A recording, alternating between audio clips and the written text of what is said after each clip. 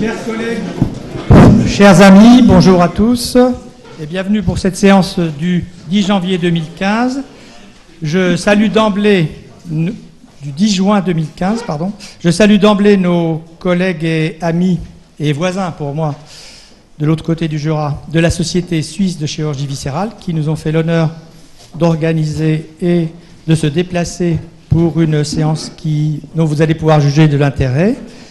Mais on va passer aux procédures habituelles maintenant, si vous voulez bien, et je donne lecture du procès-verbal au secrétaire annuel, qui va être Gérard Morvan.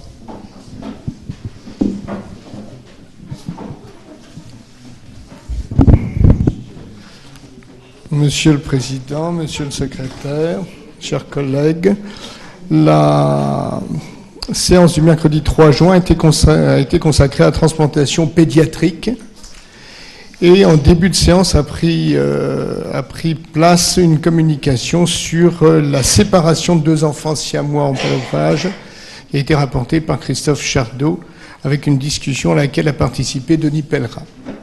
La séance à proprement parler était tout à fait passionnante, consacrée à transplantation chez l'enfant, modérée par Juan Tovar Larroucea de Madrid et Christine Grappin d'Agorno de Paris. La transplantation cardiaque a été présentée par Emmanuel Lebray de Marie-Hélène Long avec une discussion d'Elie Fadel, d'Hélène Martelly, de Christine Grappin d'Agorno, de Juan Tovar Larroucea et de Denis Pellerin. A suivi la transplantation pulmonaire chez l'enfant, présentée par Elie Fadel avec une discussion de Christine Grappin d'Agorno, de Denis Pellerin et d'Emmanuel Lebray.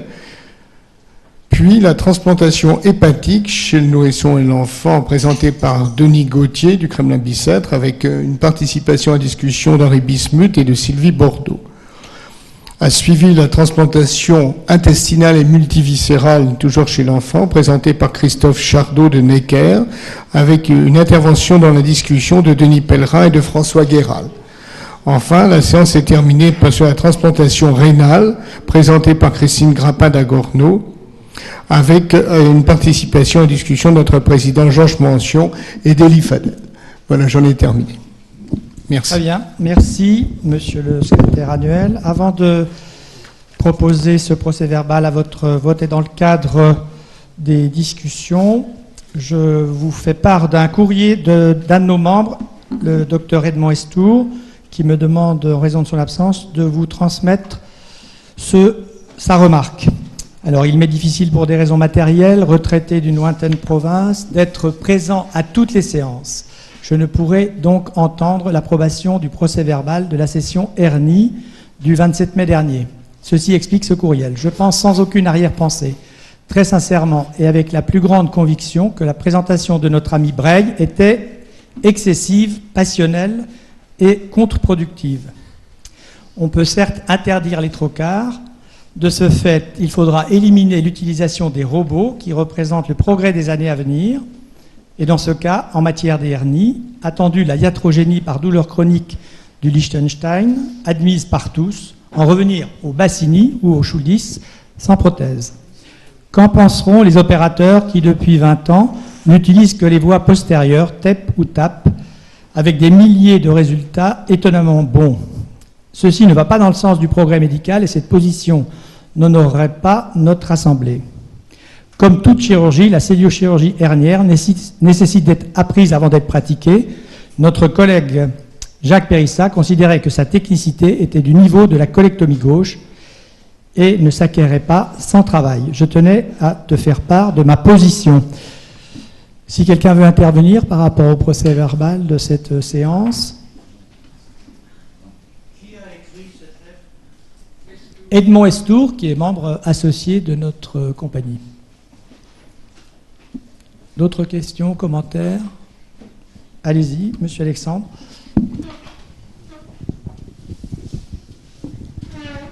Je pense que ce que notre collègue Estour dit est en fonction du commentaire que notre ami Breil avait fait après ma communication.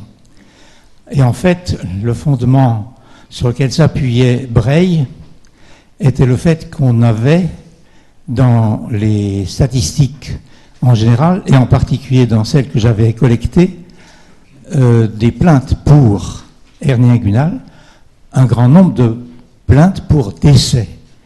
Et ces plaintes pour décès étaient l'essentiel dû à des interventions faites par la parochirurgie. Et simplement se posait la question de savoir s'il fallait réaliser des actes pouvant mettre un malade en danger de mort pour une intervention vraiment pour une pathologie bénigne. Voilà comme quoi je voulais reprofiler la réponse d'Estour. Merci de ces précisions. Quelqu'un d'autre veut prendre la parole à propos de ce procès-verbal? Bon, mais la discussion reste ouverte pour les séances prochaines, comme ça a été souvent le cas dans notre compagnie. Sinon, je soumets ce procès-verbal à votre approbation. Alors, qui est contre? Qui s'abstient? Bon, procès-verbal adopté. Alors, je passe la parole maintenant au secrétaire général, s'il a des informations. J'ai juste à revenir à la demande de Christian Châtelain sur la réunion organisée à Montpellier avec la société Stors, qui n'est pas une réunion de l'Académie, mais une réunion soutenue par l'Académie. Cette réunion aura lieu le 18 septembre. Elle a pour sujet les nouveautés en chirurgie hépatique. Elle est très très intéressante et elle permettra la participation de tous nos collègues du sud de la France. Ce sera une réunion passionnante et qui sera précédée, je vous l'ai dit déjà, d'une visite du musée d'anatomie de Montpellier qui est de très bonne qualité. La veille au soir, le jeudi 17.